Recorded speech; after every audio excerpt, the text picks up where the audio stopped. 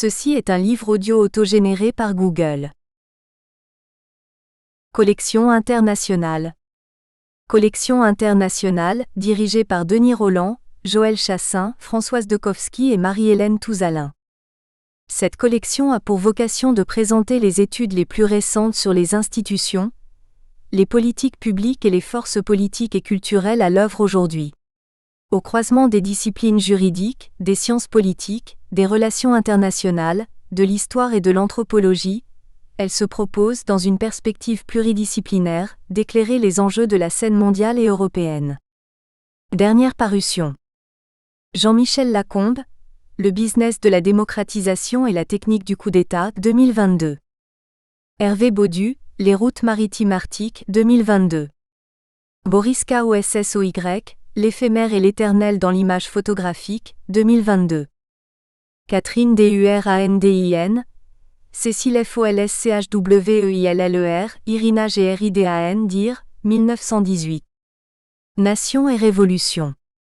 Roumanie, Bessarabie, Transylvanie, 2022. Philippe Marchezin, Développement solidaire et lutte contre les inégalités mondiales, 2021. Gildas Lemarchand, Désarmement, démobilisation et réintégration au cœur des conflits armés sahéliens, 2021. Céline Loué, La France et les relations diplomatiques européennes dans la presse espagnole, 1820 à 1833, 2021. Laure Hélène Swinen, Le reggae et les femmes. Désaccords en nombre et en genre, 2021. Héloïse Hervé du Pénoat, L'Union européenne au défi du gazoduc Nord Stream 2, 2021. Anem OnSSUS, La salsa cubaine en Europe et en Amérique. Comment danse-t-on à lo cubano, 2021.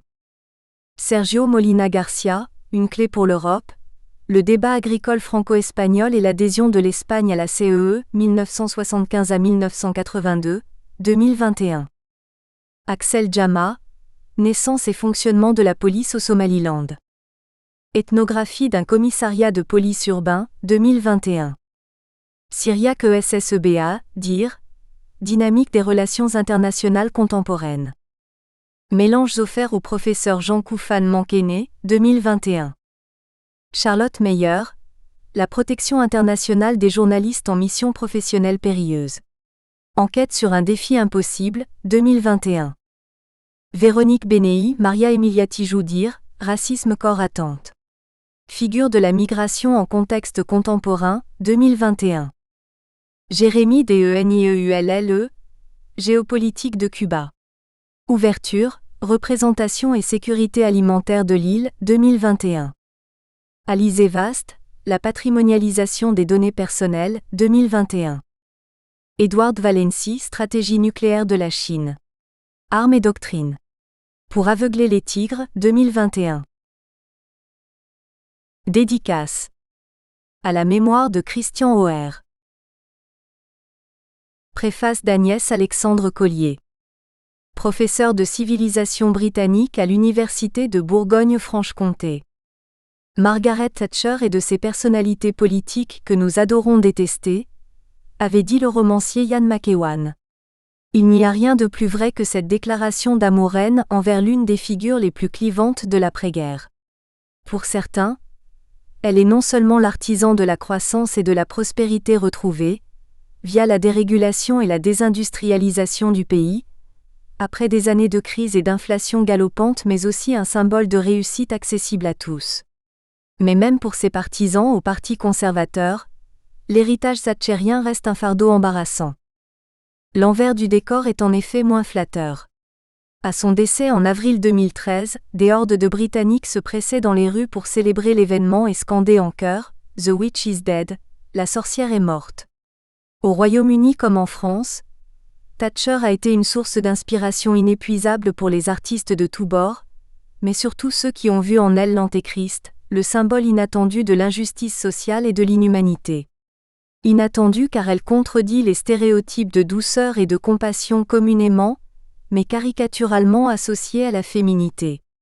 À l'heure de #MeToo où les femmes partent au front pour déboulonner les clichés sexistes et où une Margaret Thatcher aurait pu servir de fer de lance des combats féministes, elle reste pourtant un repoussoir. De nombreux exemples y contribuent, ses mesures couperet en matière d'emploi dans les régions minières du Nord ou en Écosse, ses méthodes jugées inhumaines comme envers Bobby Sands et ses comparses de l'IRA qui se sont laissés mourir de faim dans la prison de Maz, mais aussi son autorité légendaire et surtout ses procédés de stigmatisation systématique de ses ennemis perçus comme l'incarnation de tout un clan, l'Union soviétique, heure de la guerre froide, les travaillistes, les intellectuels, les chômeurs ou encore plus surprenant, les mères célibataires jugées responsables de leur état. De tous les combats dont elle a repris le flambeau, le féminisme est donc loin d'avoir été celui de la première femme Premier ministre du Royaume-Uni. À l'exception de sa mère, avec laquelle elle entretenait une relation complexe et de sa fille Carole, les femmes semblent même n'avoir tenu aucune place dans son univers. Sa vie entière a au contraire été ponctuée par les hommes qu'elle a vénérés ou côtoyés. Winston Churchill, son père, son époux Denis, sans parler de tous les membres de son gouvernement qui n'ont cessé d'entretenir avec elle la relation amoureuse qui provoquera sa chute en novembre 1990. C'est encore sa féminité qu'ont choisi de mettre en avant, pour la dénigrer ou la redouter, nos présidents français. Valéry Giscard d'Estaing, qu'il a surnommée la fille de l'épicier, n'hésitez pas à la comparer à une nounou pour la rabaisser au rang de simple ménagère, tandis que pour François Mitterrand, qui évoquait la bouche de Marilyn Monroe, le regard de Caligula en faisait au contraire une virtuose de la duplicité. C'est bien tout le paradoxe de cette femme politique que nous donne à voir l'ouvrage d'Yves Golder. Celle qui n'a jamais brandi sa féminité pour défendre la cause de ses congénères a su néanmoins l'instrumentaliser à des fins stratégiques. Elle a fait de sa féminité un atout de communication, mais pas une arme de combat, une marque de distinction mais pas de différence. Dans la dynastie des leaders conservateurs d'après-guerre, une élite masculine formée dans les établissements les plus prestigieux et peu réfractaire à la mise en œuvre d'un État-providence, elle se présente comme l'une des leurs tout en cultivant sa marque de fabrique bien à elle. Avant même son accès aux plus hautes fonctions gouvernementales, elle n'est pas seulement le changement de genre. Elle est le changement tout court, ses origines sociales, son positionnement idéologique, son style tranchant, tout concourt à marquer la rupture. Elle est non seulement une femme dans un monde d'hommes, mais son ancrage assumé dans la classe moyenne du sud de l'Angleterre, son éducation méthodiste, malgré sa conversion à l'anglicanisme après son mariage, et son entrée à Oxford grâce à une bourse de mérite, illustrent la nouveauté qu'elle appelle de ses vœux. En incarnant le pouvoir de l'instinct et du bon sens, Margaret Thatcher est une image frappante de ce qu'on pourrait appeler aussi un animal politique. Et pourtant, ce n'est pas l'instinct qui a guidé sa stratégie de communication. Yves Golder s'est penché avec talent sur la construction de cette image à laquelle Margaret Thatcher a accordé un soin d'orfèvre. Du choix de ses tenues, ses accessoires, à sa coiffure, en passant par son élocution, rien n'a été laissé au hasard et Margaret Thatcher s'est minutieusement employée à se construire une image composée de signaux identitaires destinés à rappeler d'où elle venait, qui elle était et ce qu'elle voulait. Son légendaire sac à main, symbole de féminité et de domesticité, a même été détourné pour devenir un signe d'autorité. Les médias n'ont pas tardé à en faire un néologisme, handbagged, nous rappelle l'auteur pour indiquer qu'elle ne s'en laisserait pas découdre. Charles Powell, bras droit de Margaret Thatcher à Downing Street, explique que Margaret Thatcher évoluait dans deux mondes parallèles, le gouvernement et son propre univers, un univers intime et mal connu du grand public auquel cet ouvrage nous donne accès. L'histoire passionnante que nous raconte Yves Golder et qui fourmille d'anecdotes méconnues, est celle d'une femme qui n'a cessé de lutter avec et contre son identité. C'est aussi l'histoire d'une entreprise permanente et éreintante de construction de son image, de déconstruction par les médias et de reconstruction a posteriori, qui révèle chez celle qui a pourtant été surnommée la Dame de Fer, une obsession du contrôle mais aussi une vulnérabilité insoupçonnée. Introduction. 1. Prémisse. Ce volet introductif a pour objectif de délimiter le cadre théorique de ce travail, tant sur le plan de la terminologie utilisée que sur celui de la période choisie. 1. Image. Le mot image offre une vaste polysémie qu'il convient d'étudier. Tout d'abord, l'image correspond à la représentation d'un objet ou d'une personne. En effet, l'image reflétée par un miroir est la reproduction inversée d'un objet ou d'une personne renvoyée par une surface réfléchissante. Par extension, nous considérons l'image comme la façon dont une personne, en l'occurrence Margaret Thatcher, est perçue. L'image est en effet liée à la peinture, à la photographie et à toute forme de représentation du réel. Cette notion de représentation, voire d'imitation du réel sera donc au cœur de cette étude. D'autre part, l'image inclut une dimension ponctuelle. En effet, dans le cas de la vidéo, on parle d'arrêt sur image pour désigner une scène figée alors que le principe même de la vidéo est justement l'enchaînement d'images en mouvement. Ainsi, cette dimension statique peut s'avérer elle aussi très intéressante à étudier afin de prendre en compte l'image dans son contexte historique et de la considérer comme une représentation qui n'évolue pas de façon continue mais par étapes distinctes et successives. Elle correspond donc à une forme de représentation figée qui peut être remplacée par de nouvelles images, mais qui, une fois construite, correspond bel et bien à la réalité d'un instant ponctuel. Voilà pourquoi, même si nous considérerons l'image politique de Margaret Thatcher comme ayant été en constante évolution, nous admettrons que chaque forme de représentation se voulait la reproduction d'une réalité temporaire. Par ailleurs, l'image peut avoir pour caractéristique de représenter un modèle à suivre. C'est le cas lorsque nous étudions une personnalité politique, artistique ou du monde de l'entreprise, par exemple.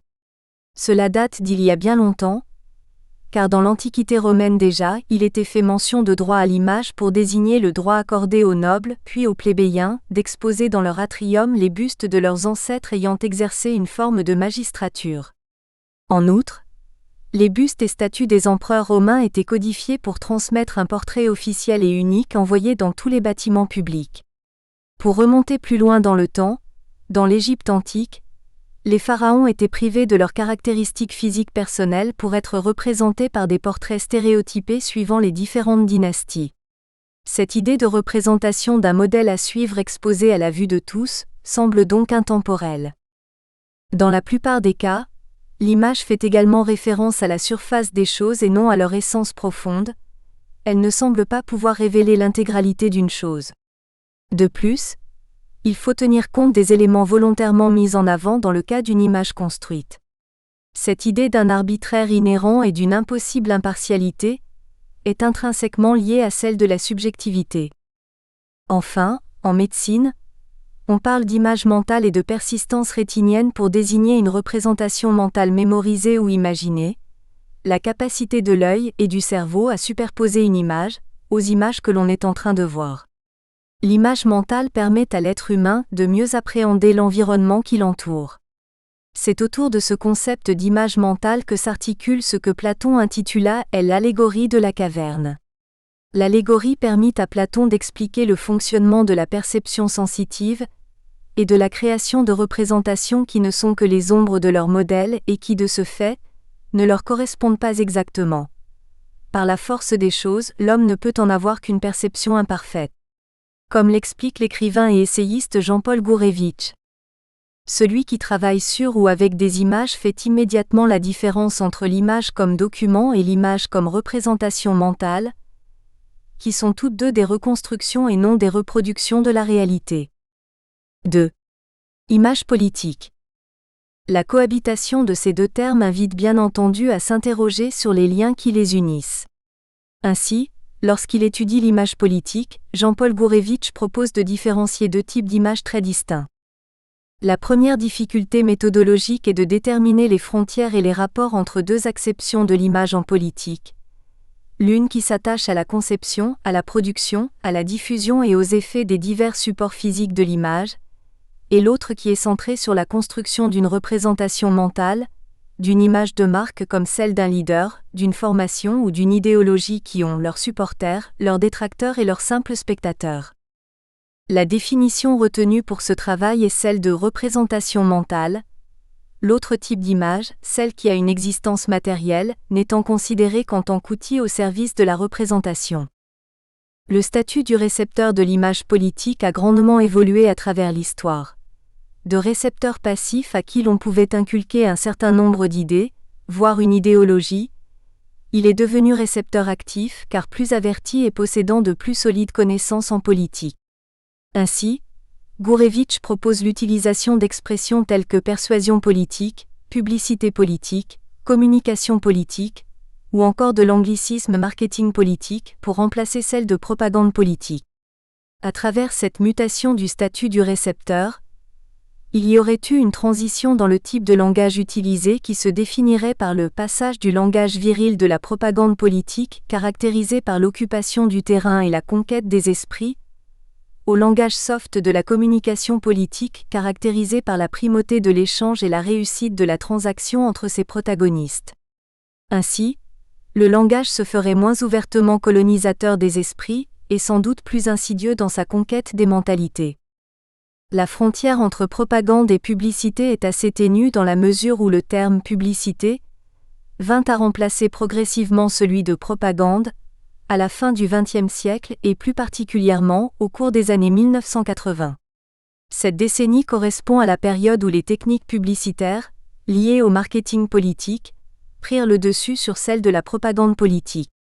Aujourd'hui, avec les nouvelles techniques de communication, la publicité est devenue un instrument clé dans la promotion de personnalités politiques. À l'origine, la propagande correspondait à une forme théologique du politique, car elle incitait le public ciblé à la croyance en des idéaux prônés par une élite.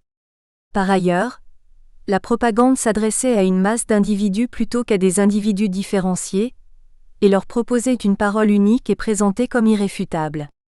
Dans le cas de la publicité, liée au marketing politique, le message émis n'est plus de type théologique mais plutôt commercial. Contrairement à la propagande, la publicité ne s'adresse pas à une masse d'individus, mais a pour objectif de prendre en considération la pluralité des récepteurs et leurs désirs particuliers. Le second degré est d'ailleurs souvent employé afin de laisser place à différentes interprétations subjectives. Au cours du XXe siècle, la plupart des pays européens virent se mettre en place un glissement des techniques de propagande, souvent employées par les régimes totalitaires vers celles de la publicité reflétant des avancées démocratiques mais aussi un capitalisme économique incitant à la libre concurrence commerciale. D'autre part, un lien a souvent été établi entre représentation politique et théâtrale. Pendant l'Antiquité grecque, l'acteur jouait sur scène en portant un masque appelé persona.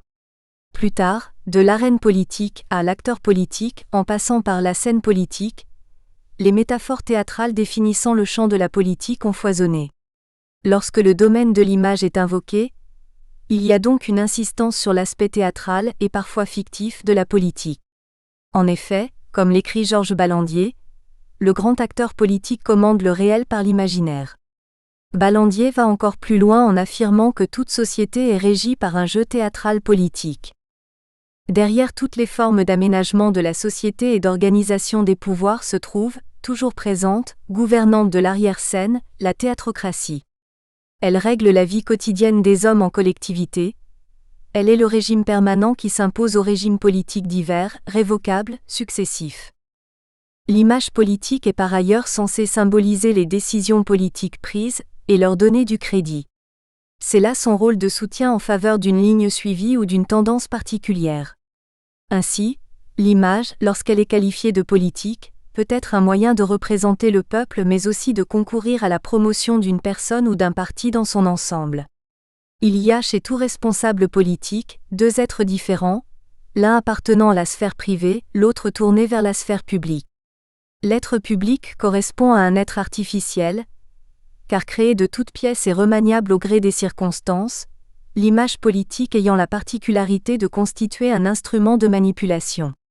Cette dichotomie incite à se pencher sur les différentes inflexions prises par l'image politique de Margaret Thatcher. L'instrument utilisé dans ce processus de manipulation n'est autre que la propagande, ou plus récemment, la publicité. La publicité, malgré sa capacité d'informer, se situe bien dans une logique consistant à tenter d'obtenir un comportement par une voie détournée. De là sa propension manipulatrice. L'image de Margaret Thatcher peut être qualifiée de politique, dans la mesure où il s'agit d'une personnalité ayant occupé différentes fonctions au sein du système politique britannique. Tout au long de ce travail de recherche, il a été essentiel de se concentrer sur ce que Margaret Thatcher voulut mettre en avant de son image, ainsi que sur ce que les différents médias soulignèrent de sa personnalité et de sa posture. C'est donc moins sur l'identité profonde que notre regard se portera, car cela relèverait d'une étude d'ordre psychologique, que sur l'apparence, qui est davantage en lien avec le domaine des sciences sociales. 3. Construction. Dans quelle mesure Margaret Thatcher construisit-elle sa propre image? Quelle fut l'étendue de l'influence des médias sur cette image? Il semble en fait y avoir eu interaction entre la femme politique et les médias, et nous nous proposons de définir ce phénomène comme correspondant à une dynamique de construction, déconstruction et reconstruction. En effet, l'image politique est sans cesse remaniée, car la personnalité politique ambitionne de séduire les électeurs grâce à une image flatteuse, tandis que les médias ont pour objectif de créer du spectacle grâce à des informations inédites. Cette dynamique reflète la complexité du sujet, et il faudra tenir compte de la relation de dialogue entre Margaret Thatcher et les médias. C'est en tout cas ce que Murray Edelman nous invite à faire, lorsqu'il soutient que les observateurs et l'objet de leur observation se construisent mutuellement. De même, François Dawes présente le personnage politique comme étant nécessairement pris au piège d'une machine médiatique sur laquelle il ne peut exercer aucun contrôle. L'homme politique est pris dans des stratégies d'identité qui engagent sa propre volonté, mais au-delà de celle-ci, il est tributaire des constructions de la toile identitaire tissée par son entourage et il se trouve souvent enfermé dans des processus d'objectivation qui lui échappent pour l'essentiel. Même si les médias ont tendance à se revendiquer comme organes indépendants et politiquement neutres, ils sont appelés quatrième pouvoir, à juste titre, car ce sont des acteurs politiques à part entière et ils s'associent pleinement à la formation des idéologies et à leur propagation. Ainsi, les différentes institutions qui gravitent autour du champ politique ne peuvent être qualifiées de lieux neutres du pouvoir, car leur neutralité n'est qu'apparente. Lorsqu'il s'agira d'étudier l'acquisition par Margaret Thatcher d'un ensemble de valeurs et de convictions qui vinrent à constituer ce qui est communément appelé thatcherisme, nous retiendrons l'approche sociologique de Pierre Bourdieu et plus précisément, son concept d'habitus qu'il définit de la manière suivante. Les dispositions acquises, les manières durables d'être ou de faire qui s'incarnent dans des corps, et qu'il nomme également capital social. Les habitus primaires, acquis au cours de l'enfance, se distinguent des habitus secondaires, fournis par les expériences ultérieures. Au cours de sa carrière politique, Margaret Thatcher bénéficia des conseils d'un certain nombre de personnes, issues du domaine politique ou de celui des affaires. L'apparition de l'expression « spin doctors » est contemporaine à Margaret Thatcher puisqu'elle fut utilisée par son allié américain Ronald Reagan lors d'un débat télévisé en 1984. Christian Salmon en propose la définition suivante : des agents d'influence qui fournissaient arguments, images et mise en scène afin de produire un certain effet d'opinion souhaité. L'expression n'entra dans l'usage courant que vers la fin des années 1980, ce qui la rend quelque peu anachronique par rapport à la période étudiée dans ce travail. Nous ne l'utiliserons donc pas pour désigner les nombreux conseillers qui entouraient Margaret Thatcher, lui préférant d'ailleurs celle de conseiller politique. Le processus de construction d'une image politique requiert bien souvent la déconstruction de ce qui existait auparavant. En effet, toute personnalité politique qui se construit une image individuelle et unique doit se démarquer de ses prédécesseurs en insistant sur ses propres particularités. Pour aller plus loin, le processus de construction d'une image politique requiert également la déconstruction des images façonnées par des politiciens rivaux. Cela fait partie des règles du jeu politique, car il s'agit une fois encore de se démarquer en tant qu'individus différents et uniques. Les ennemis politiques peuvent être des pays étrangers, de ceux qui croient en d'incommodantes idéologies, ou des fruits de l'imagination. Dans tous les cas, ils font partie intégrante de la scène politique. Ils contribuent à pourvoir le spectacle politique de sa faculté à attiser les passions, les craintes et les espérances, d'autant plus que l'ennemi des uns est soit un allié soit une innocente victime pour les autres. L'expression « ennemi politique », utilisée par Murray Edelman, montre à quel point non seulement l'altérité, mais aussi l'adversité, occupe une place de premier ordre dans la construction de l'image d'une personnalité politique. Comme tout un chacun, le responsable public se construit avant tout par rapport aux autres. L'image politique n'est cependant jamais figée, car elle évolue, est remodelée et se métamorphose continuellement. Il y a donc de constantes évolutions. En ce sens, Il apparaît de prime abord que la diversité des fonctions occupées par Margaret Thatcher et son souci permanent d'imposer son autorité contribuèrent à l'instabilité de son image politique. 4. Période. La période étudiée a été délimitée de la façon suivante, 1950 à 1990. La première date correspond à la première campagne électorale menée par Margaret Thatcher pour la circonscription de Dartford, dans le Kent. Cette campagne conduisit à une défaite, mais cela ne remet pas en cause le fait que la candidate du Parti conservateur visait un mandat lui permettant d'incarner le rôle de responsable politique. La deuxième date, 1990, qui constitue le bornage final, correspond à la fin du mandat de Margaret Thatcher comme Premier ministre. Ces limites temporelles pourraient éventuellement être étendues, mais elles ont été fixées dans un souci de cohérence. Par ailleurs, l'image est analysée dans sa dimension politique. Cette dimension est fondamentale dans la conception de ce sujet, car elle justifie la restriction temporelle choisie.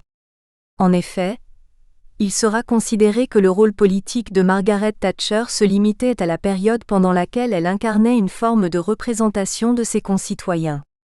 Il ne serait en effet pas légitime de considérer ces années de militantisme comme des années de construction d'image politique, car elle n'était pas encore un personnage public, ou du moins, sa notoriété n'était pas encore très développée. Ceci ne signifie en rien que personne ne s'intéressait à ses idées, ou qu'elle manquait de charisme. Au contraire, il faut noter que Margaret Roberts, lorsqu'elle était étudiante à Oxford, était très impliquée au sein de l'association d'étudiants conservateurs de l'université, l'Oxford University Conservative Association, et qu'elle prenait déjà soin de son image. Lors d'un entretien, Mary Wallace, une étudiante qui fréquenta Oxford pendant la même période que Margaret Thatcher, expliqua qu'il y avait déjà en elle les germes d'un responsable politique attachant une attention toute particulière à son image. Elle faisait très attention à agir convenablement, et comme bien souvent dans sa carrière à venir, l'exprimait à travers le souci de savoir quel type de vêtements porter. À cette époque, Margaret Roberts ne représentait encore que trop peu d'individus, à part éventuellement ceux qui l'élurent présidente de l'Association des étudiants conservateurs de l'Université d'Oxford en 1946, 4 ans avant qu'elle ne posât sa candidature pour la circonscription de Dartford.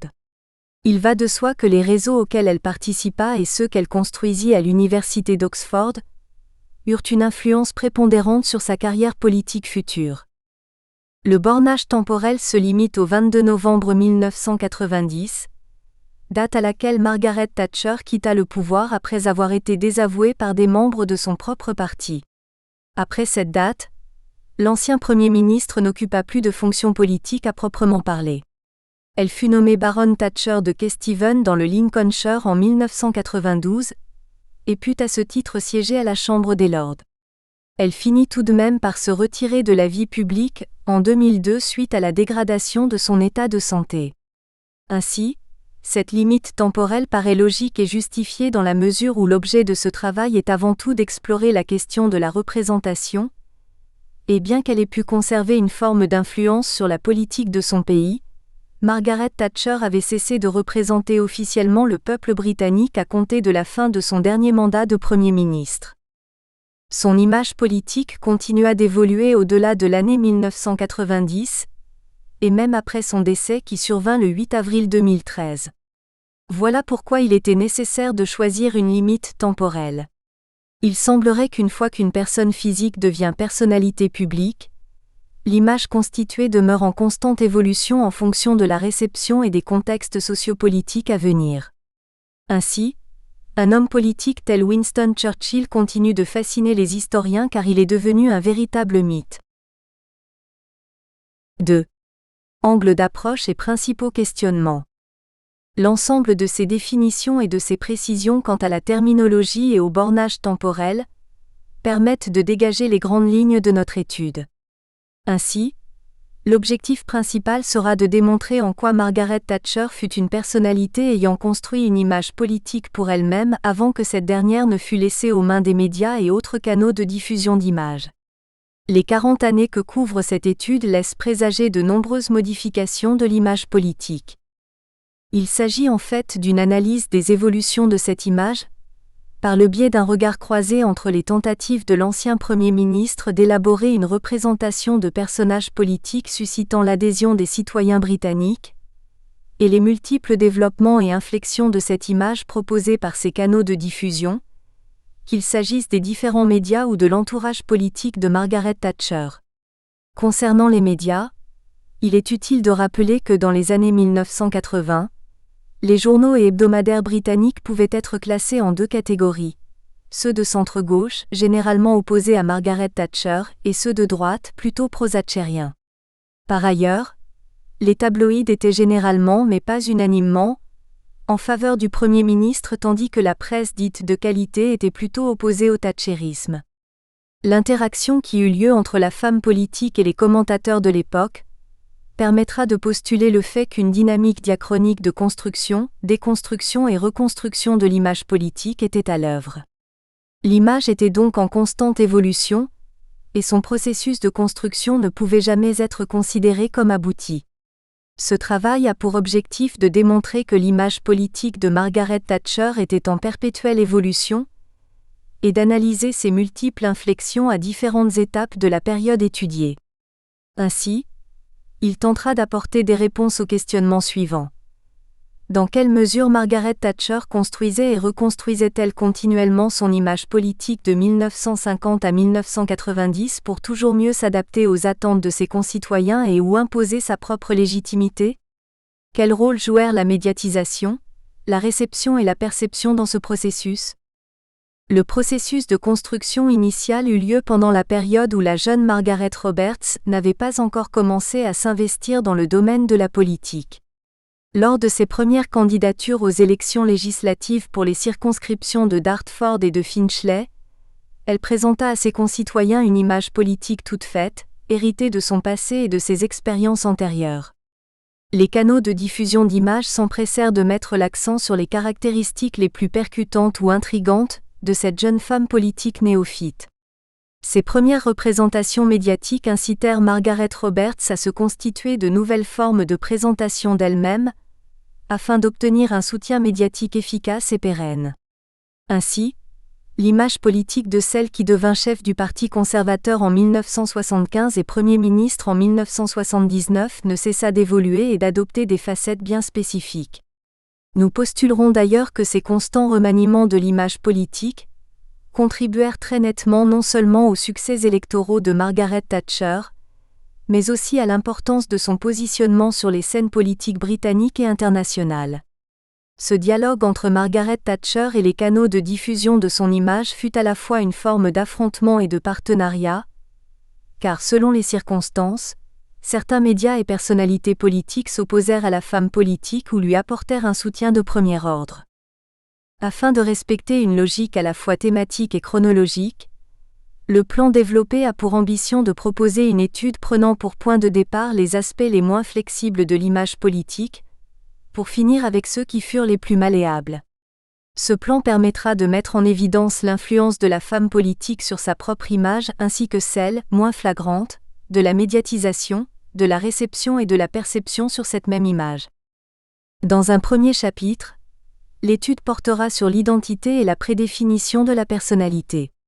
En d'autres termes, ce qui sera mis en avant et ce qui semblait déterminé chez Margaret Thatcher est déterminant dans sa volonté de se construire une image politique. En effet, il s'agit là de variantes qu'elle ne pouvait a priori ni contrôler ni infléchir car elles faisaient partie de son identité. Cette étude montrera en quoi Margaret Thatcher tira profit de certaines de ses caractéristiques identitaires. Nous verrons qu'étant donné que ces caractéristiques étaient indélébiles et incontournables, elle en fit des atouts. Il y eut donc de sa part une tentative intentionnelle de se construire une image à partir des éléments dont elle disposait. Dans un deuxième chapitre, l'objectif sera de dévoiler l'aspect sociologique de la construction d'images politiques en empruntant à Pierre Bourdieu sa notion d'habitus. Cette notion sous-entend l'expérience acquise inconsciemment au cours du temps qui vient à constituer ce que Bourdieu appelle le capital social d'un individu. Une attention particulière sera portée aux différentes valeurs et convictions qui contribuèrent à l'édification de l'image politique de Margaret Thatcher. La plupart de ses valeurs et convictions furent le fruit de son expérience et entrèrent dans la composition de ce qui fut appelé thatcherisme. Enfin, un troisième et dernier chapitre sera consacré à la réception et à la perception de l'image politique initialement construite par Margaret Thatcher elle-même, mais aussi aux différentes réactions de la femme politique pour constamment reconstruire et infléchir sa propre image. Nous pourrons constater que, par leur intervention, les canaux de diffusion de l'image politique influencèrent l'opinion publique, et que Margaret Thatcher modula sa propre image en fonction de la réception. Les différentes réactions de sa part permirent donc un dialogue constant avec les médias et autres canaux de diffusion de l'image politique. Chapitre 1 – Une image politique prédéfinie. L'identité est un ensemble de critères de définition d'un sujet, et un sentiment interne. Ce sentiment d'identité est composé de différents sentiments. Sentiments d'unité, de cohérence, d'appartenance, de valeur, d'autonomie et de confiance organisés autour d'une volonté d'existence. Alex Mukiele. 1. La figure paternelle comme modèle. Lorsqu'elle devint Premier ministre du Royaume-Uni le 4 mai 1979, Margaret Thatcher déclara aux journalistes qui s'étaient rassemblés devant le perron du 10 Downing Street : « Eh bien, il va de soi que je dois presque tout à mon père. Vraiment presque tout. Il m'a inculqué tout ce en quoi je crois, et ce sont justement ces valeurs à partir desquelles j'ai disputé cette élection. Et il est particulièrement intéressant pour moi de constater que les choses que j'ai apprises dans une petite bourgade, au sein d'un foyer très modeste, sont justement celles qui ont, selon moi, remporté l'élection. » Cette remarque revêt une importance fondamentale dans la mesure où elle ne permettait pas simplement de rendre hommage à un homme qui aurait fourni les clés du succès à sa fille, mais parce qu'elle avait pour objectif de justifier la personnalité du nouveau Premier ministre en mettant en évidence un très solide ancrage familial. En effet, cet instant partagé par tous les citoyens britanniques fut un moment de liesse nationale et de grande fierté, fierté de Margaret Thatcher envers son père ainsi que de la nation envers ses racines. Il est également à noter que cette évocation replace la persona que Margaret Thatcher cherchait à se créer à ce moment crucial de sa carrière politique, dans un univers masculin plutôt que féminin. En effet, elle aurait pu mettre en avant le fait qu'elle était la première femme à prendre les rênes du pouvoir au Royaume-Uni, mais il n'en fut rien. Elle préféra rendre hommage à un membre de sa famille qui se trouvait être de sexe masculin. À partir de ce moment et pendant toute sa carrière de Premier ministre, Margaret Thatcher n'eut de cesse de rappeler ses origines familiales et d'invoquer son père, Alfred Roberts, dans les discours et entretiens accordés à des journalistes. Dans son autobiographie intitulée The Path to Power, le chapitre consacré à son enfance à Grantham contient de multiples références à l'homme qu'était son père. En effet, il est très intéressant de relever les nombreuses occurrences du possessif « my father ». En creux de cette référence répétée, nous pouvons percevoir un commentaire sur l'influence parentale dans la construction identitaire. Il est par ailleurs particulièrement intéressant de comparer les périodes qui précèdent et suivent 1979, car avant de devenir Premier ministre, Margaret Thatcher ne faisait que très peu référence à ses origines familiales et sociales. En effet, afin d'arriver à la tête du Parti conservateur puis d'un gouvernement, il lui fallait être accepté par des politiciens qui voyaient d'un mauvais œil l'ascension d'une femme aux origines modestes au sein d'un parti à tradition aristocratique. La question donc pour Margaret Thatcher d'insister sur son milieu d'origine alors qu'elle tentait de rejoindre la sphère assez fermée des politiciens conservateurs. Plus tard, en janvier 1983, Margaret Thatcher mit de nouveau en avant la figure de son père dans le but de justifier sa conception de la politique. Ainsi, la femme politique fit référence à une conviction qui lui avait été transmise dans une petite bourgade, d'un père qui fondait son approche sur des convictions. Ce type de justification semble relever d'une forme de déterminisme familial. Or il est pertinent de postuler que les références de Margaret Thatcher à son père, Alfred Roberts, n'étaient pas irréfléchis et que les éléments de l'image patriarcale mis en exergue avaient été préalablement sélectionnés.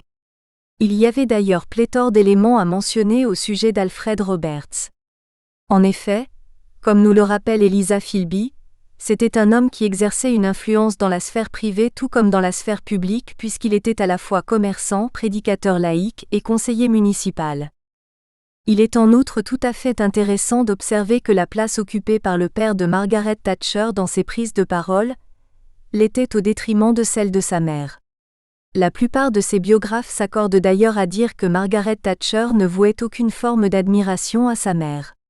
C'est un personnage qui est très souvent absent de ses récits et discours, lorsqu'elle évoque son enfance à grande âme. S'il lui arrive de mentionner son nom, ce n'est que de façon anecdotique et jamais avec un grand enthousiasme. Un des très rares hommages rendus à la figure maternelle apparaît dans The Path to Power, autobiographie publiée quelques années après la fin de sa carrière de Premier ministre.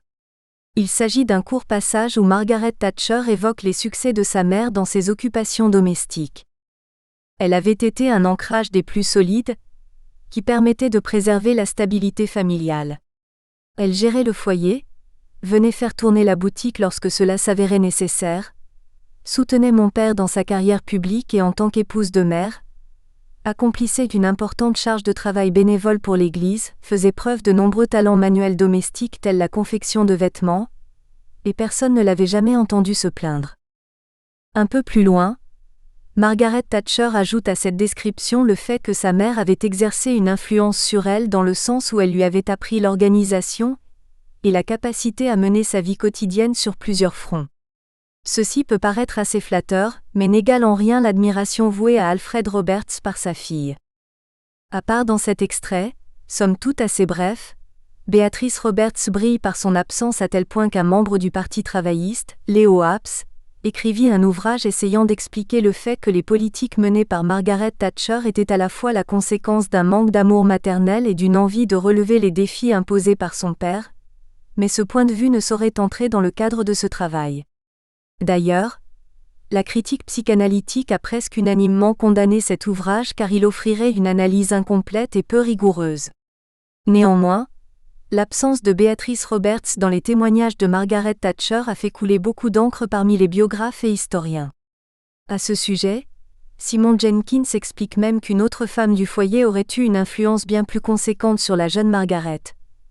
Il s'agissait de sa grand-mère paternelle, Phoebe, qui semble-t-il aurait conservé de l'ère victorienne certaines valeurs et pratiques. Jusqu'à ce que Margaret ait 10 ans, la vie du foyer était dominée par une grand-mère victorienne, Phoebe, la mère de son père. Elle imposait une éducation qui semble avoir été rigide, austère et morne. L'environnement dans lequel Margaret Roberts avait grandi était empreint d'un méthodisme très fervent.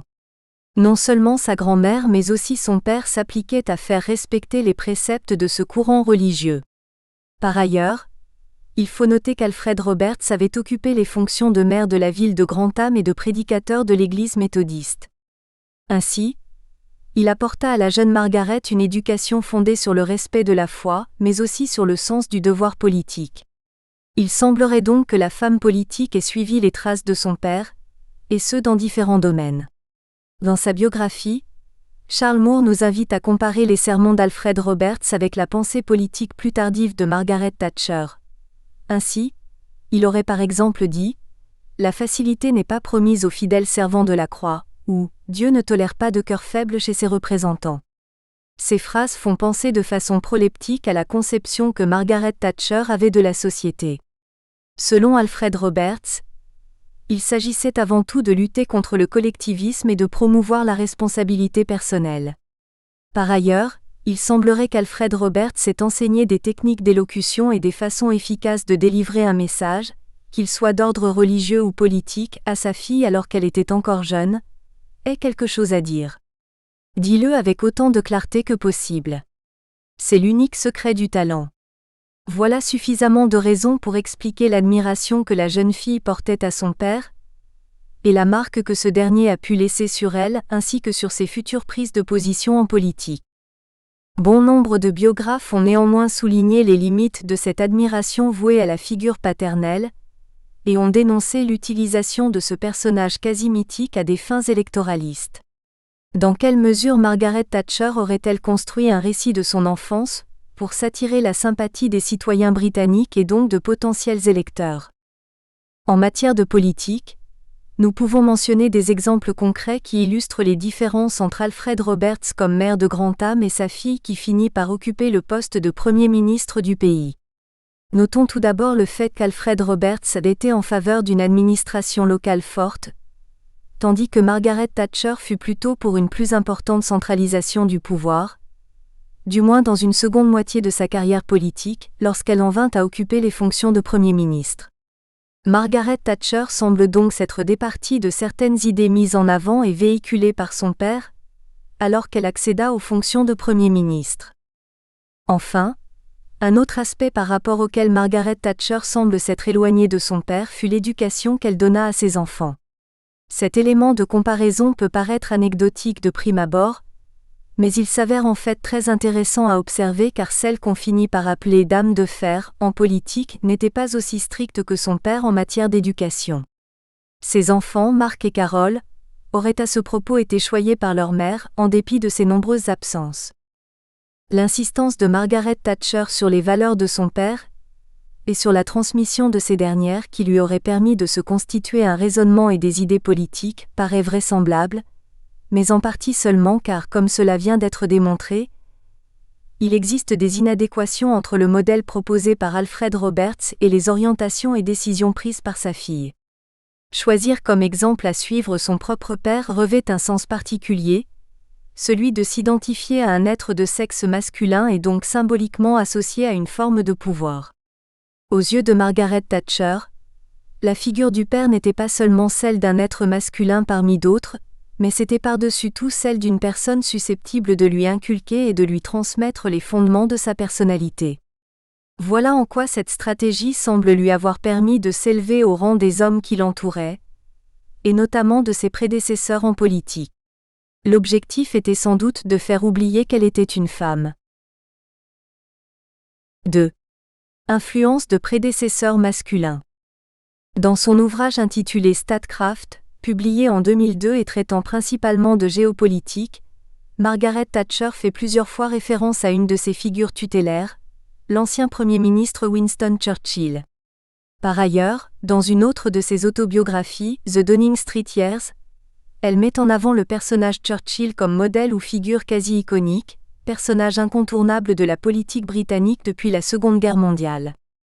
En effet, elle mentionne un tableau de Churchill installé par ses soins au 10 Downing Street, une statuette de bronze à l'effigie de l'ancien Premier ministre offerte à son homologue américain Ronald Reagan lors d'une visite à Washington en 1985, ou encore, en guise d'explication de sa propre défaite en 1990, celle de Churchill en 1945 au lendemain de la guerre. En outre, lors d'une visite du poète sud-africain Laurens van der Post au 10 Downing Street, Margaret Thatcher ne manqua pas de lui faire observer le fait que dans le cabinet room, salle où se réunissent le Premier ministre et les membres de son cabinet, elle prenait place dans le siège jadis occupé par Churchill. Cet homme politique qui avait eu la responsabilité du pays pendant la plus grande partie de la Seconde Guerre mondiale, au sein d'un gouvernement de coalition, semble avoir marqué l'esprit de Margaret Thatcher. Elle lui rendit d'ailleurs hommage dans bon nombre de ses discours tout au long de sa carrière politique. Elle semblait partager avec lui une force de détermination et une forme de patriotisme exacerbé. Certains commentateurs de l'époque et d'aujourd'hui ont à ce propos comparé son intervention au Malouine en 1982 à un renouveau d'impérialisme militaire digne de Winston Churchill lui-même. N'oublions pas à ce sujet qu'avant d'entrer en politique, Winston Churchill était journaliste de guerre et soutenait l'Empire britannique ainsi que l'ingérence de la Grande-Bretagne dans les affaires de ses colonies. Un des exemples marquants de sa carrière de journaliste fut celui de la Seconde Guerre des Boers, où il fut emprisonné dans un camp à Pretoria. Ainsi, le courage et la ténacité dont Churchill fit preuve constituaient un exemple pour Margaret Roberts qui prêtait attention à ses discours alors qu'elle n'était encore qu'une jeune militante, notamment lorsqu'il insufflait aux citoyens britanniques combativité, optimisme et courage afin de leur procurer l'énergie nécessaire pour contribuer à l'effort de guerre. Margaret Thatcher admirait principalement Churchill pour la façon dont il dirigea le pays pendant cette période d'incertitude qu'était la Seconde Guerre mondiale. Elle faisait l'éloge de Winston, sa façon de faire référence à Churchill passé un certain âge, pour la sagesse qu'il eut de créer le ministère de la Reconstruction et du Développement. Elle admirait également des personnages clés de la période, qui n'étaient pas forcément membres du Parti conservateur, comme Sir William Beveridge qui avait établi un rapport sur la sécurité sociale en 1942 et Clement Attlee, Premier ministre travailliste de 1945 à 1951. En ce qui concerne ce dernier, Margaret Thatcher expliqua clairement qu'elle appréciait le fait qu'il misait tout sur le contenu du message politique et non pas sur la façon de le présenter. Ce qui peut sembler assez paradoxal car comme nous le verrons, les années 1980 ont vu naître l'utilisation de techniques de communication politique particulièrement novatrices auxquelles Margaret Thatcher eut souvent recours. Par ailleurs, le conservateur Richard Austin Butler semblait mériter son respect le plus profond grâce à sa loi sur l'éducation de 1944. Enfin, en matière d'économie, elle était très admirative du fait qu'une large partie des citoyens du pays avaient alors un emploi. Concernant l'exemple de Winston Churchill, il est à noter qu'il semblait exercer sur Margaret Thatcher une influence qui, à l'inverse de celle de son propre père, dura du début à la fin de sa carrière politique. En effet, dès le lendemain de la Seconde Guerre mondiale, le discours qu'elle tint à Sleaford alors qu'elle était présidente de l'association conservatrice de l'université d'Oxford glorifiait Churchill. Cette influence semble avoir été patente tout au long de sa carrière politique, et même au-delà car elle continue à faire référence aux héros de la Seconde Guerre mondiale dans son ouvrage paru en 2002. De plus, en 1975, lors de son discours au Congrès du Parti conservateur alors qu'elle venait d'être élue à la tête du dit parti, elle dressa toute une galerie de portraits de grands hommes qui avaient dirigé le parti avant elle. Je sais que vous comprendrez l'humilité que j'éprouve à suivre les traces de grands hommes tels Winston Churchill, un homme appelé par le destin, qui éleva le nom de Grande-Bretagne à des sommets dans l'histoire du monde libre. Les traces d'Anthony Eden, qui a fixé pour nous l'objectif d'une démocratie encourageant l'accès à la propriété, un objectif que nous continuons de poursuivre. De Harold Macmillan qui pendant son mandat a mis tant d'ambition à la portée de chaque citoyen. D'Alec Douglas Home, dont la carrière dévouée au service public a remporté notre affection et notre admiration commune, et Edouard Heath, qui a réussi à mener le parti à la victoire de 1970, et qui a brillamment mené la nation vers l'Europe en 1973. De mon vivant, tous les dirigeants du Parti conservateur ont servi comme Premier ministre. J'espère que cette habitude perdurera. Cet hommage rendu par Margaret Thatcher à ses prédécesseurs est à première vue un exercice rhétorique convenu.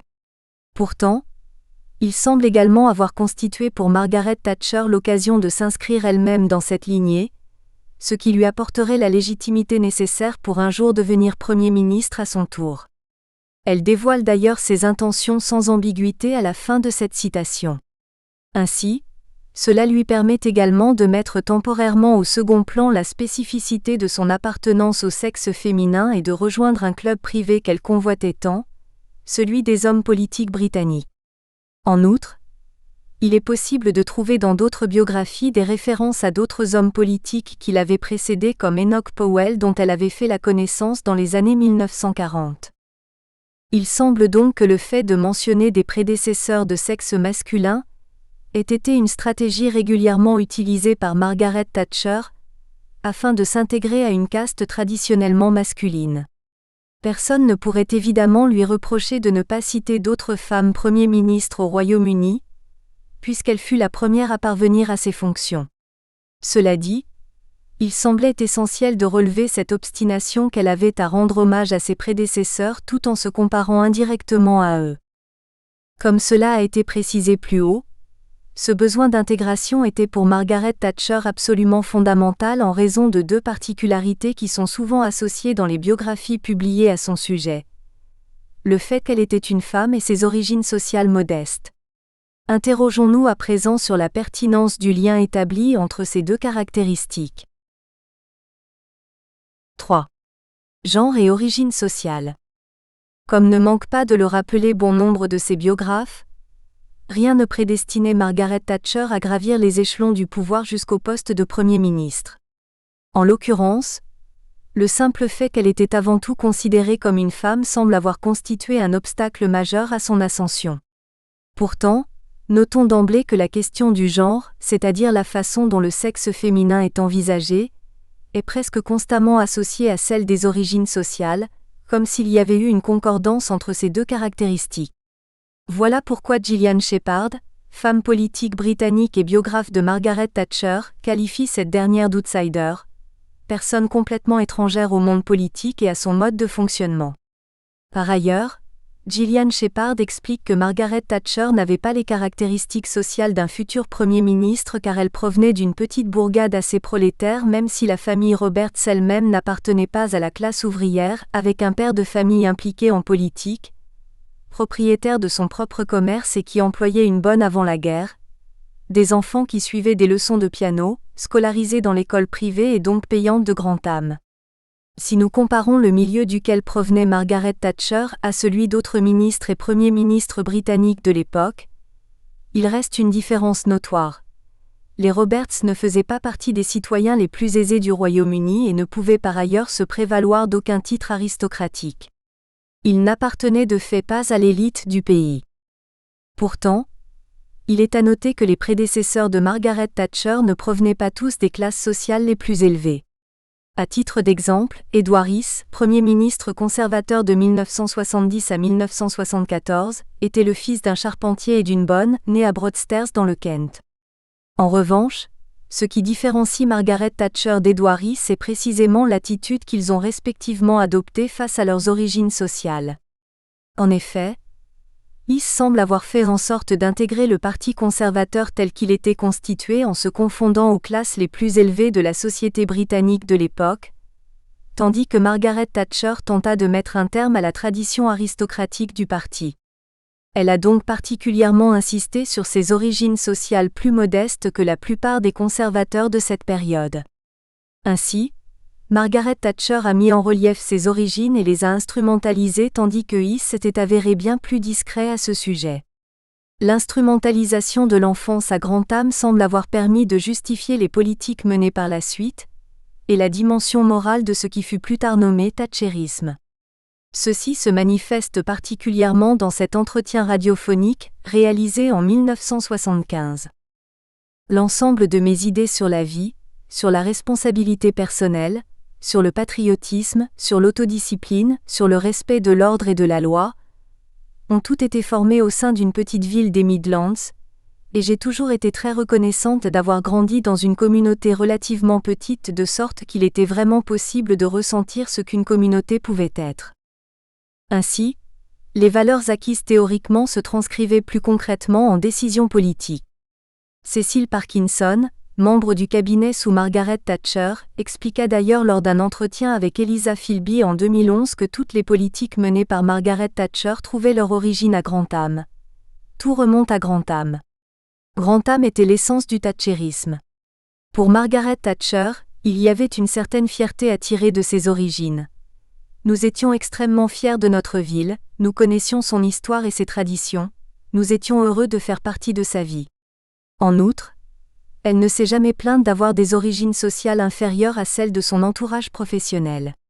Dans The Path to Power, elle explique même que, en habitant au-dessus de la boutique, les enfants côtoient bien plus leurs parents que dans tout autre mode de vie. Voilà pourquoi il est fondamental de ne pas minimiser l'importance des racines de celle qui devint Premier ministre du Royaume-Uni en 1979. Les deux composantes dominantes chez Margaret Thatcher étaient donc non seulement le fait qu'elle était bien sûr une femme mais aussi le milieu social duquel elle provenait. Quel impact eut la combinaison de ces deux éléments sur la façon qu'elle avait de se présenter aux citoyens britanniques? Comme nous l'avons vu, Gillian Shephard a choisi de qualifier Margaret Thatcher d'outsider, de personnalité étrangère au milieu politique dans lequel elle ambitionnait de faire carrière.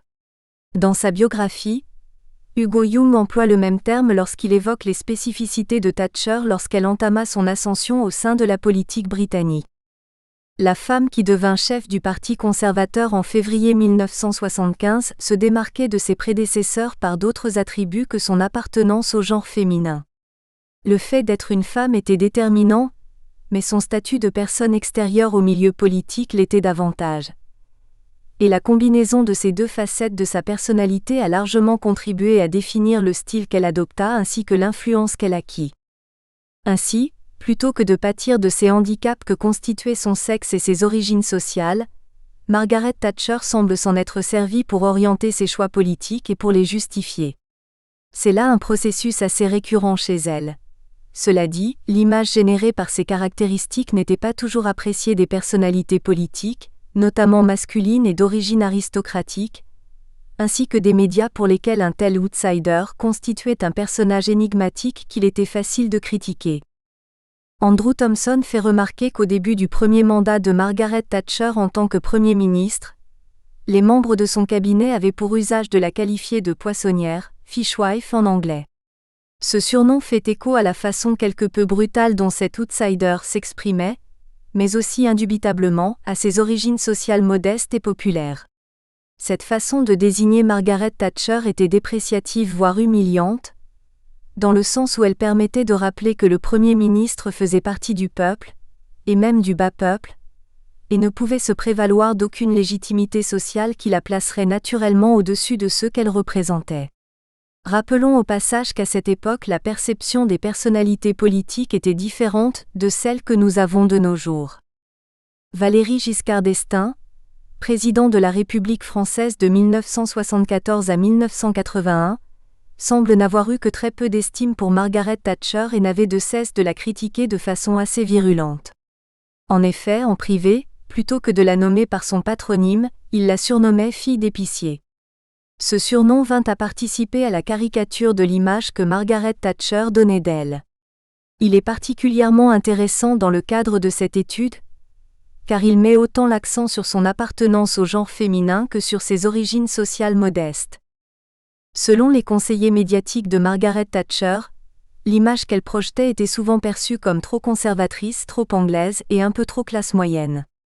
Sans doute trop conservatrice pour une femme, trop anglaise alors que la coopération internationale se devait d'être efficace notamment en ce qui concerne l'Europe, trop classe moyenne alors que tout politicien britannique se devait d'être considéré comme un exemple, transcendant la notion même de classe sociale.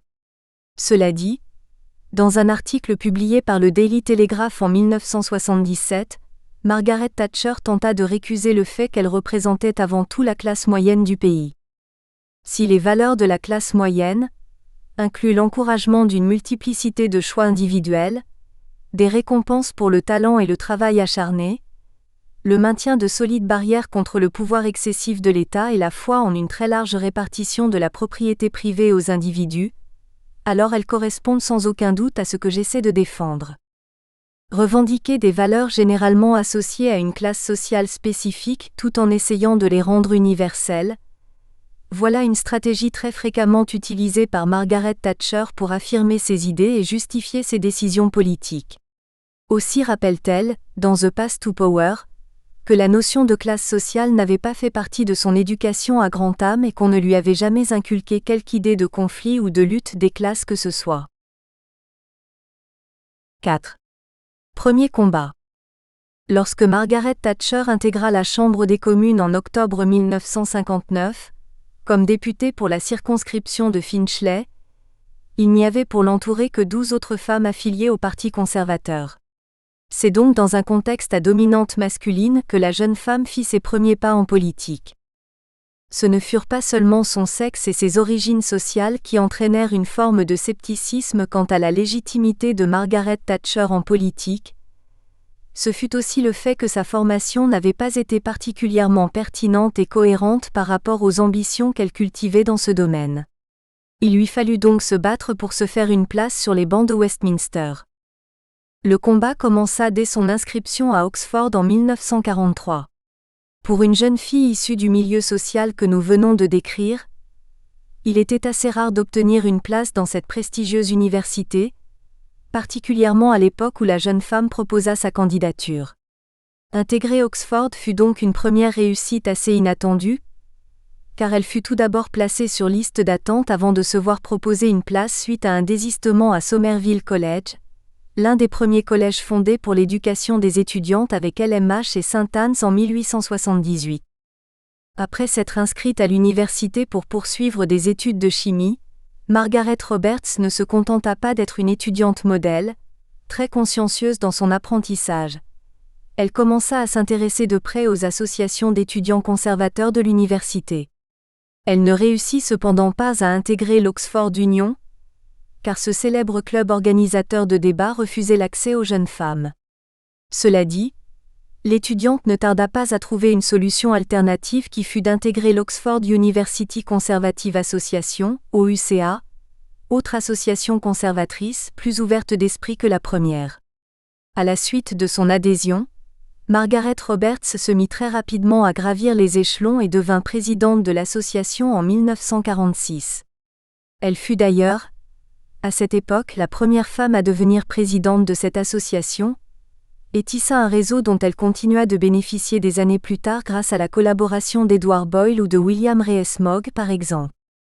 À l'époque de ses fonctions de présidente de l'OUCA, Margaret Roberts acceptait des tâches ingrates que personne d'autre ne voulait se voir attribuer comme militer à l'usine automobile Maurice Collet, située dans la banlieue d'Oxford. Elle ambitionnait néanmoins à cette époque d'acquérir un mode de vie plus prestigieux. Ainsi, lors d'un entretien datant de 1985 où elle parlait de son enfance et des ambitions qu'elle portait en elle, elle déclara : « Je me souviens avoir rêvé de la chose que je souhaitais le plus au monde. Vivre dans une jolie maison, vous savez, une maison avec plus de choses que nous n'avions auparavant. » Cette vie rêvée, Margaret Thatcher l'obtint après son mariage avec le riche homme d'affaires Denis Thatcher. Cela dit, son attirance pour les hommes issus d'un milieu social plus élevé que le sien avait déjà commencé bien avant sa rencontre avec Denis. En effet, comme en témoigne la biographie de Charles Moore, Margaret Roberts éprouvait une forme d'admiration pour les personnes de haut rang et ce dès sa vie d'étudiante à Oxford. Elle fut par exemple impressionnée et séduite par le futur ministre de l'Éducation du gouvernement Macmillan, Edward Boyle, qui à l'époque était président de l'Oxford Union. Elle fut attirée par ses bonnes manières, signe de son appartenance à l'aristocratie, ainsi que plus prosaïquement, par l'appartement luxueux de Portman Square dans lequel vivait sa mère. Plus particulièrement, elle admirait le fait qu'Edward Boyle s'adressait à elle sans aucune forme de condescendance. Cela lui permit sans doute de sentir qu'elle appartenait elle aussi à l'élite de la société. Notons également que dès son plus jeune âge, Margaret Roberts aimait fréquenter le cinéma de grande âme. Aller voir des films constituait l'un des rares divertissements qui lui étaient accordés par ses parents. Dans ses mémoires, elle expliqua qu'elle s'était prise d'admiration pour les grandes vedettes des productions hollywoodiennes telles Barbara Stanwyck, Greta Garbo ou Ingrid Bergman. La fascination qu'elle avait pour ces célébrités contribua sans doute à ses rêves d'ascension sociale et à son futur besoin de reconnaissance ainsi que de popularité. Il lui fallait pour les assouvir, s'élever au-delà de la petite communauté de grande âme. Oxford se présenta donc comme une formidable chance. En 1947, alors qu'elle travaillait comme chercheur en chimie, Margaret Roberts se mit à étudier conjointement le droit afin de diversifier ses activités et sans doute, de se rapprocher du milieu politique. Faire en sorte d'être acceptée par ce milieu à dominante masculine constitua un nouveau combat à mener de front pour la jeune femme qu'elle était alors, notamment lorsqu'à la fin de ses études, elle se mit à travailler comme barrister, avocat spécialisé dans un domaine juridique spécifique.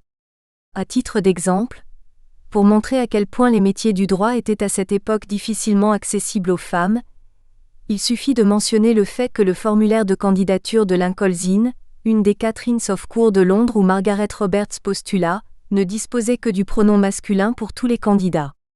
Margaret Roberts corrigea donc ce pronom à même le document. Par ailleurs, les avocats britanniques avaient tendance à refuser d'embaucher des femmes car ils considéraient qu'elles étaient moins sollicitées par les clients, et qu'elles rapportaient donc moins d'argent. Néanmoins, ce fut un autre combat mené avec succès par Margaret Roberts puisqu'elle réussit à intégrer cette célèbre institution et finit par travailler comme barrister en 1954 alors qu'elle s'intéressait de plus près au monde politique et qu'elle tentait d'entamer une carrière dans ce domaine. Il ressort des différents témoignages de l'époque qu'en tant qu'avocate, Margaret Roberts faisait preuve d'une grande efficacité car elle consacrait beaucoup de son temps à se documenter sur chaque affaire et à préparer méticuleusement chacune de ses interventions. Cette rigueur lui fut fort utile dans sa carrière politique future. Néanmoins, il apparaît qu'elle n'était pas entièrement satisfaite de sa réussite professionnelle, et qu'elle envisagea très tôt une reconversion vers la politique, son objectif étant de devenir chancelier de l'Échiquier. Margaret Roberts mena donc sa campagne pour la circonscription de Dartford en 1950, mais pour la première fois dans son parcours professionnel, elle essuya un échec suivi d'un deuxième échec électoral lorsqu'elle décida de porter à nouveau sa candidature en 1951. Cette circonscription avait pour tradition d'être représentée par un député travailliste et, puisqu'elle était à dominante industrielle, les habitants de Dartford étaient réticents à élire un candidat conservateur qui s'avérait de surcroît être une femme. Autant dire qu'il était inutile de tenter de relever un tel défi. Notons tout de même que lorsqu'elle se présenta pour la circonscription de Dartford, Margaret Roberts, malgré ses 23 ans, avait bien changé et mourit. En effet, ce n'était plus du tout la jeune fille à l'apparence simple et discrète de grande âme. Les commentaires livrés par la presse britannique en témoignent. La plupart de ces derniers insistent sur le style vestimentaire et la présentation de la jeune candidate. Margaret Roberts intriguait, ce qui ne semblait pas être pour lui déplaire, et sa confiance en elle s'était sans doute renforcée à cette période. Gillian Shephard explique même que durant la campagne électorale qui, à cette époque, incluait bon nombre de réunions publiques, elle attirait d'énormes foules, tout le monde voulait la voir. Même si les deux campagnes successives de Dartford n'ont pas permis à Margaret Roberts d'obtenir son premier poste de députée, elles ont tout de même fait perdre un tiers de sa majorité au candidat sortant travailliste, Norman Dodds.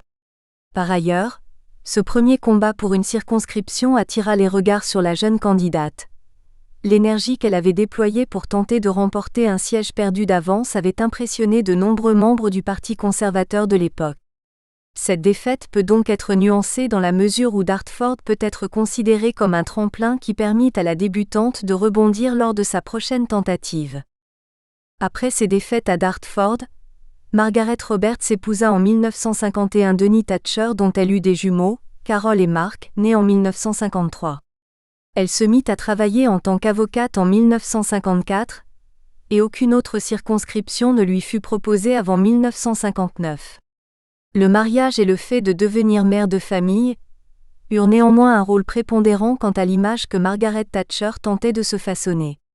Cela lui permit d'apparaître plus mûre et donc plus légitime aux yeux des électeurs même si pour eux, elle n'en demeurait pas moins une femme. Dès 1953, Margaret Thatcher n'eut de cesse de demander une circonscription mais ses critères s'étaient affinés. En effet, elle souhaitait pouvoir rester à une distance de moins de 50 km de Londres afin de pouvoir conjuguer son travail d'avocate, sa vie de mère de famille et son futur travail au Parlement. Ces places étaient particulièrement convoitées car la plupart des députés partageaient, pour des raisons pratiques, le même souhait de se trouver à une moindre distance de Westminster.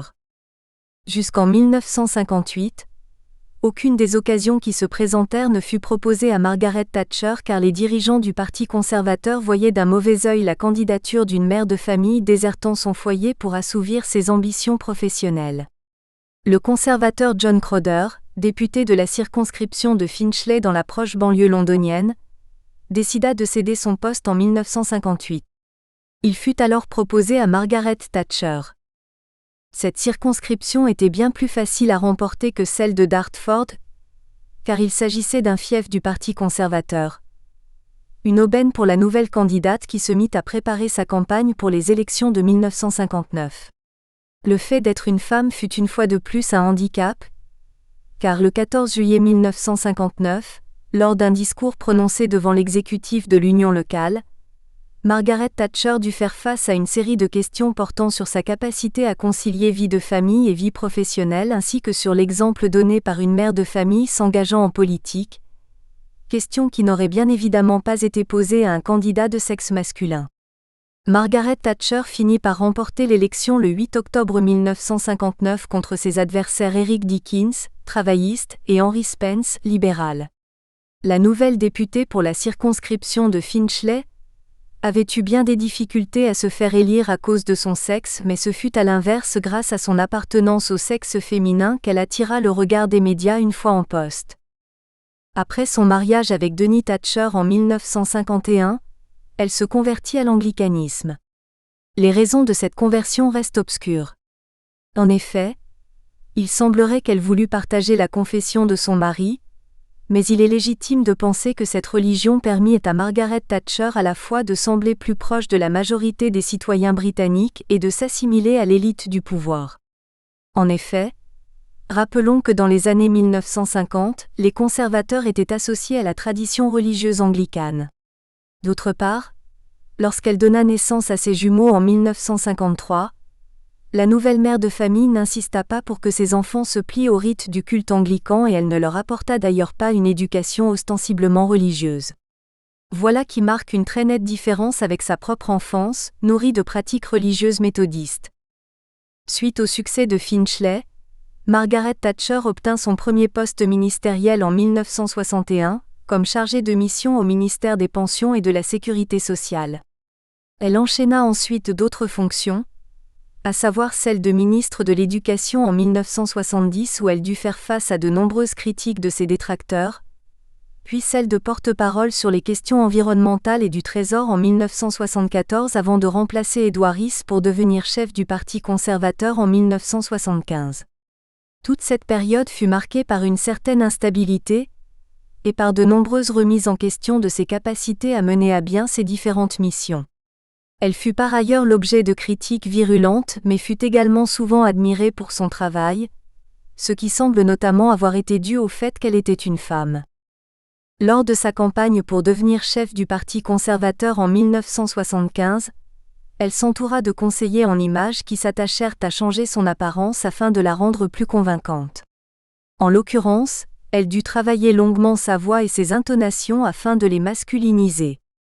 Il lui fallait en effet incarner une figure d'autorité, et selon ses conseillers en images, le fait d'adopter un ton plus grave lui aurait permis d'acquérir cette autorité qui lui faisait initialement défaut. De 1974 aux élections législatives de 1979, le Parti conservateur était dans l'opposition. Lorsque le Premier ministre James Callaghan perdit une motion de censure à la Chambre des communes en 1979, de nouvelles élections eurent lieu.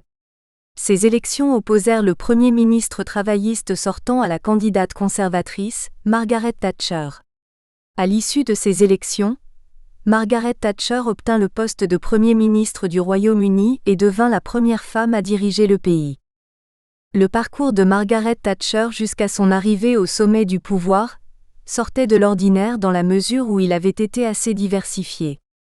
Elle ne manqua d'ailleurs pas de le rappeler dans The Downing Street Years. J'étais consciente d'être la première. Nous espérons que vous avez apprécié cet aperçu. Pour continuer à écouter ce livre audio sur Google Play Livres, utilisez le lien dans la description de la vidéo.